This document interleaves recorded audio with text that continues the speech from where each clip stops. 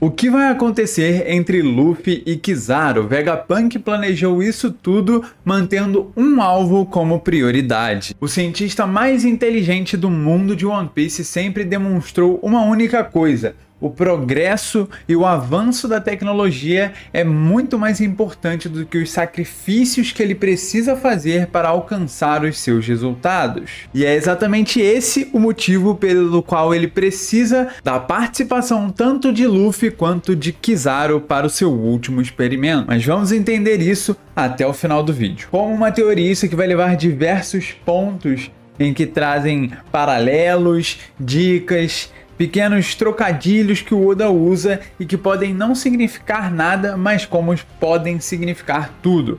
São coisas que o Oda já faz normalmente, então pode ser que realmente seja realidade. Antes da gente chegar no que é o plano do cientista mais inteligente do mundo, vamos voltar há um tempo atrás em One Piece, lá no arco de Alabasta, e mais especificamente falar do que estava dentro do cassino onde estava Crocodile. Os Bananawanis. O que é isso, né? São aqueles jacarés extremamente grandes e agressivos, maiores do que muitas coisas nesse mundo. Eles possuem uma curiosidade. Primeiro, banana, significado da própria fruta, e o wani seriam os jacarés. Estes são os animais de estimação de Crocodile e que fazem parte daquele esquema que ele montou, que fosse mais ou menos como uma grande armadilha para principalmente atrair quem ele precisava fazer com que a boca se mantesse calada. Essa armadilha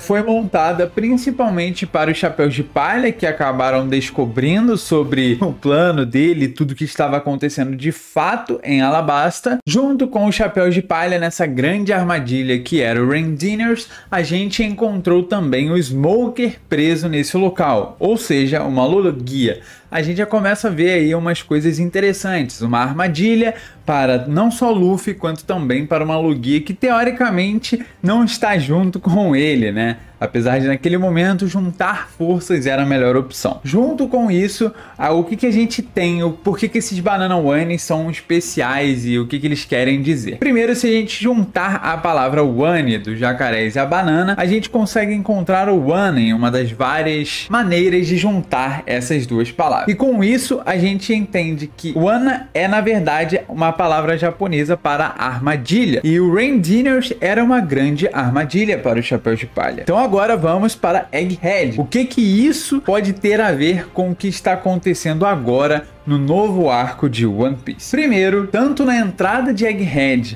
no momento onde a gente está vendo um pouco mais a ilha, quanto na entrada principal, olhando por fora assim do Randiners, a gente vê um animal com uma banana em cima da sua cabeça. Eu vou deixar as fotos aí passando. Isso aí poderia dizer que os dois trabalham nessa ideia de ser uma armadilha. Para quem? Para os chapéus de palha ou para algo a mais? Se a gente entender o que o Vegapunk está querendo com tudo que ele está fazendo, talvez a gente possa ir um pouco mais longe. Afinal, o último capítulo nos dá uma dica para isso. Ele conseguiu clonar Paramécias, ele conseguiu clonar Zoans, mas as logias parecem ser uma grande trapaceira nesse sentido, porque ela não é tão simples quanto as outras, talvez por conta dos elementos, talvez por outros motivos. O que a gente sabe é que ele não consegue clonar, e isso é um grande objetivo dele. Então Kizaru pode ser um alvo do Vegapunk, e por isso que ele está planejando há muito tempo que você se inscreva no meu canal para não perder nenhum vídeo de One Piece e nenhuma novidade sobre esse incrível universo. Brincadeiras à parte, ele está planejando clonar essas logias também, e para isso ele precisa de um alvo, e ele tem feito coisas para atrair a atenção não só da CP0 quanto também do governo mundial e da marinha. Então, podendo ele se tornar um alvo, ele criou uma grande armadilha para Kizaru, e Luffy vai ser um alvo também. Vamos entender isso. Primeiro, voltamos no tópico em que Vegapunk é extremamente ambicioso e possui o progresso como principal objetivo, independente do que ele precise fazer e de quais sacrifícios ele precise arcar para lidar com os resultados positivos no final de suas pesquisas. Por isso, ele acabou com a ideia de Okuma ser só um ciborgue, né? Ele que consiga ter sua própria consciência, e levou ele para um patamar ainda acima, criando diversos robôs que não possuem consciência nenhuma através do que ele fez com o próprio Kuma.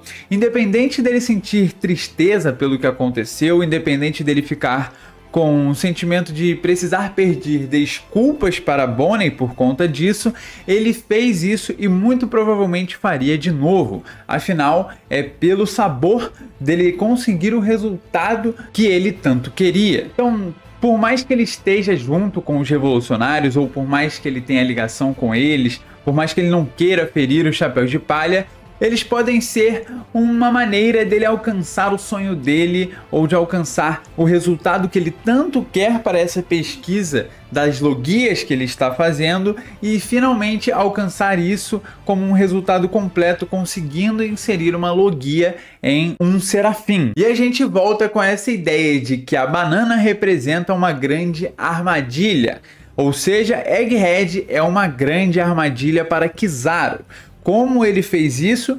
Vamos continuar aqui para a gente entender o porquê que os navios que estavam próximos à ilha de Egghead estavam sumindo aos poucos. Isso foi tudo um plano. Um momento a CP5 estava sumindo, depois a CP7, depois a CP9, até chegar o momento da CP0 finalmente aparecer. Porque quanto mais atenção fosse gerada para lá, para aquele local e principalmente para ele, mas ele conseguiria a atenção de um usuário de logia, ou seja, de um almirante. E o Kizaru é uma das melhores opções para isso. Só corrigindo uma coisa, é a CP8 que foi para lá e não a CP9, né? Como a gente já lembra o que aconteceu com eles. Independente, a gente sabe que ele fez experimentos com o Sr. Pink, com as paramécias, então ele conseguiu alcançar os resultados, ele sabe o que ele precisa para alcançar isso, ele só precisa da pessoa capturada.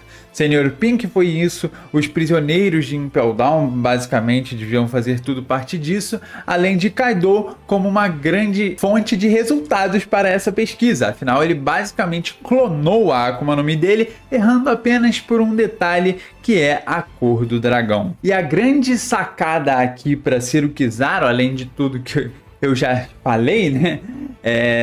Por que é exatamente o Kizaru e por que essa teoria existe há tanto tempo?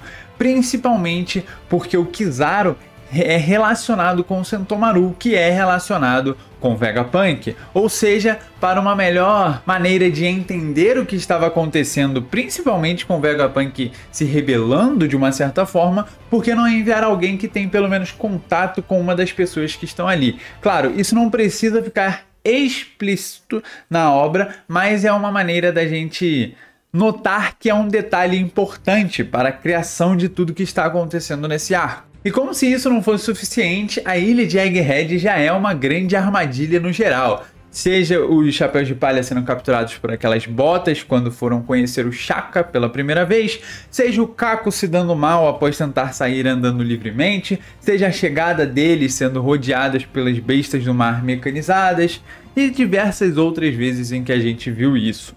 Junto com isso, no capítulo 1062, a gente viu a Atlas utilizando aquele pequeno detalhe daquela luva que conseguia atacar até mesmo as projeções de luz. Por mais que fossem hologramas, ela conseguia acertar aquilo devido a essa grande invenção. Ou seja, uma grande ligação entre a fruta da luz junto com uma maneira de atacar essa fruta mesmo sem utilizar aqui. E se você conseguir traduzir o capítulo 1062, você consegue pegar que o 10 pode representar o To, o 6 o Ra e o 2 o Pu.